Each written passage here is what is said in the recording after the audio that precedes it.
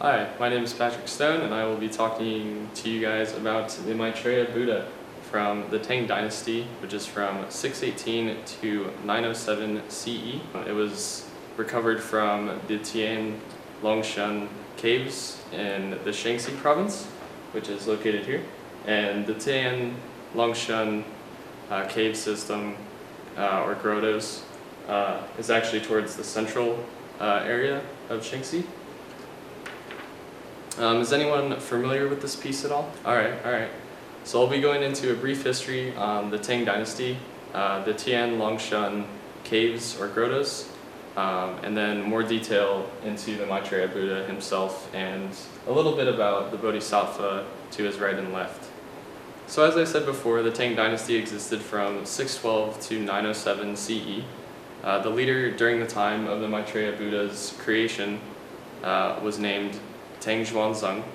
Xuanzang's reign over the Tang Dynasty was the longest of any other leader, and it ranged for about 40 to 50 years, from 712 CE to 756 CE.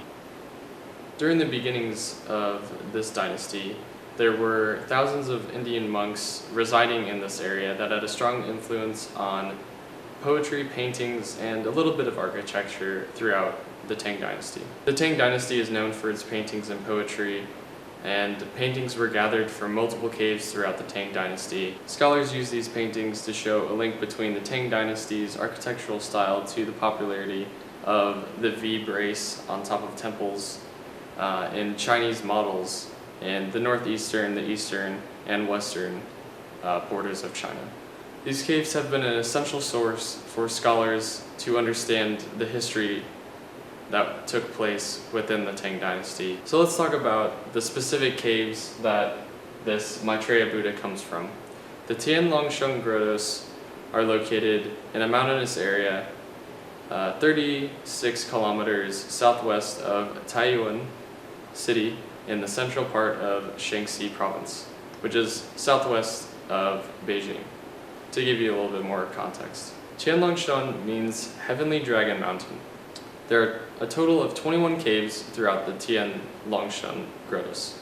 A grotto is an artificial cave that is meant to look natural. The Tianlongshan Caves began construction during the reign of the Eastern Wei and Northern Kuai dynasties. The Tianlongshan Caves were located mainly in the Northern Kuai, and this dynasty suppressed Buddhism and almost made it extinct. Later in the Northern Kuai's history, it was defeated by the Northern Zhou during the beginnings of the construction. This allowed Buddhism to recover and flourish throughout the northern areas of China.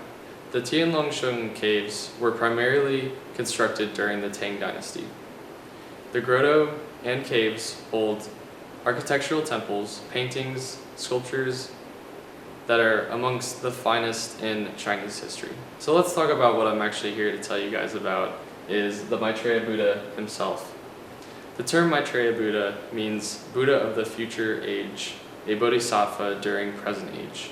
I know that kind of gets confusing, but just think of it as the Buddha of the future. Maitreya Buddha started as a bodhisattva who practiced the meditation of love. After achieving the highest level of a bodhisattva, he reached full enlightenment and became a Buddha himself.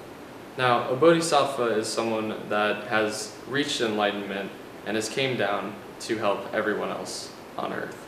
The Maitreya Buddha's gender is determined by the prefix ya. So Maitreya being the prefix, it can mean masculine, feminine, and gender neutral, but in this context it means masculinity, so it is a he. In Chinese, he is called Milo, which is derived from the Sanskrit word matri. The meaning of matri has been regarded as friendliness, benevolence, and active and sympathetic goodwill. This Maitreya Buddha is from the Shaanxi province and shares characteristics of the Tang Dynasty, having both legs pendant, which is natural for this dynasty, and a mature Chinese Buddhist pose. Buddhas are known for their hand positions, or mudras, that mean specific things for every pose. although the Buddha's right hand is missing, making it difficult to know exactly what pose he is trying to make. The loss of body parts from these sculptures are very common. This is due to vandalism, thievery, and terrorism.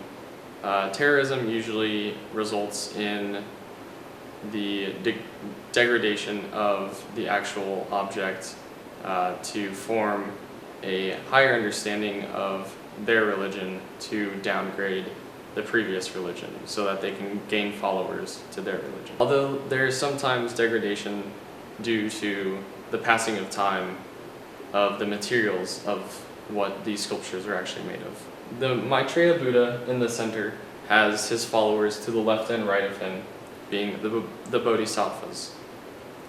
Now, these three figures are all made out of coarse sandstone and have a hint of original paint.